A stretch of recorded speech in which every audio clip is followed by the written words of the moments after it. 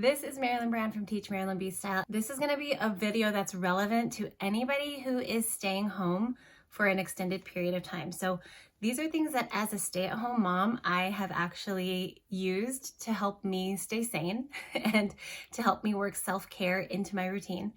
But this is also for anybody who's transitioning from working outside of the home to working inside of your home, or for a lot of us right now who are stuck home because of social distancing. So stay tuned because I have 5 tips that are going to help you maintain productivity while you are staying home. Okay, so I really wanted to keep these tips pretty general because the reasons that we are staying home are varied, right? But there are universal things that we can all apply to help us to maintain productivity in our life working from our homes. And just so you know, stay-at-home mom, you are working. I do that too. I mean, it's a lot of work. Let's just be real about that. So let's get started. Tip number 1, make a routine. Now, I'm sort of avoiding the word schedule here because when you work remotely or when you're staying home, it can be easy to say, I'm gonna have a schedule, I'm gonna stick to it. And if that's your personality, rock that. But that is not my personality. I'm definitely more a flexible routine type of person. And that actually helps me maintain my sanity. If I have to be in charge of my own strict schedule, I'm not gonna keep it. Let's just be real. I'm not gonna keep myself accountable. Having a routine that allows more flexibility is actually a lot more helpful. I set aside certain blocks of time where I can accomplish a few things, and that flexibility and movement is really, really good for my personality type. This kind of gives me more of a ballpark idea of when I can complete certain tasks, and I thrive in that type of environment. Now, you don't want to just keep it so open and so flexible that you don't have anything planned, then you won't actually get anything done. So it does help to write things down. For me, I don't write things down with times. I write them down on a checklist, and I know I'm going to get to that today. That is what works for me. Now, I know some people that they write a list and then they just don't get to, there's too many things on the list and they don't get to them. But I only have so much space on my lists each day, so I really can only get to those things. And if I don't have space on the list, I have to write it on a different day. That is what has really helped me kind of prioritize and figure out when I'm going to accomplish certain things. To balance the idea of routine, I need to also talk a little bit about boundaries here. I just want to touch on this subject really quick. It is so important to respect your personal time and your personal boundaries.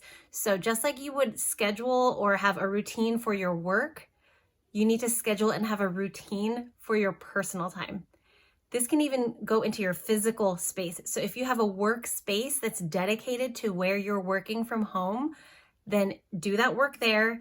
And when that time is done, you close that door, you clean off that desk, whatever it is, and you move into your personal time. Respect your personal boundaries. Okay, tip number 2, get ready. Get ready as if you were going to leave your house. So get ready as if you're working from home, get ready. Get dressed in your work attire and go to a space where you are going to complete your work. Get ready for your day. If you are a get dressed and put on a full face of makeup kind of person, then do that even though you're staying home for your job, even though you're staying home with your kids. Just because you're working from home doesn't mean you should take less time on yourself. Honestly, I feel like it's a mindset thing. I really believe that treating your work with respect is going to help you accomplish more. Tip number 3 is the biggest one that you could possibly have: grace. Give yourself a lot of grace. You're going to fail. You're going to mess up. You're going to try the schedule thing and it's not going to work. Or you're going to try the flexibility thing and that's not going to work. So you're going to need to tailor your work from home schedule to yourself. You know yourself the best. You know what's going to help you the most. So whatever it is that's going to help you, so be flexible, be willing to film when your kids are running up and down the hallway because they're having their free play time right now. Have a lot of grace for yourself. Don't get down on yourself because you messed up. You're going to mess up. I'm just there. I said it. I said what I said and I meant it. You're going to mess up. You're going to either be too flexible and sleep in and then waste the day away, or you're going to be too rigid and have all of these really high expectations that are just unreachable. So have grace for what you actually can accomplish. And then you can always try again. You don't have to wait until the next day. You don't have to wait until Monday. You can try again the same day to do the very next thing. Number 4, Set realistic expectations. If you are not a schedule person, don't set yourself a strict schedule. If you are a highly scheduled person, don't say, I'm just gonna be flexible. You know yourself, set realistic expectations. Make sure your goals are reachable. Chunk them down into bite-sized pieces. There are so many tools out there, use them. Use what you know works for you. And I feel like I have to say this, even though I already talked about routine, setting expectations is a mindset thing. Routine is a little bit more concrete, right? Like I'm gonna have these activities at this time. However you set your routine, that's a concrete thing. But expectations is more of a mindset. What are you expecting yourself to accomplish? Is that realistic? Tip number 5, be willing to reevaluate. Nothing that you're doing right now has to be totally permanent. So the routine that you set, if it's not working, change it. The goals that you set, if they're too big or too small, change them. You have the flexibility to kind of move things around, so take advantage of that. If you're working from home, then you have the opportunity to set your schedule, to set your routine, to decide if you want it rigid or flexible.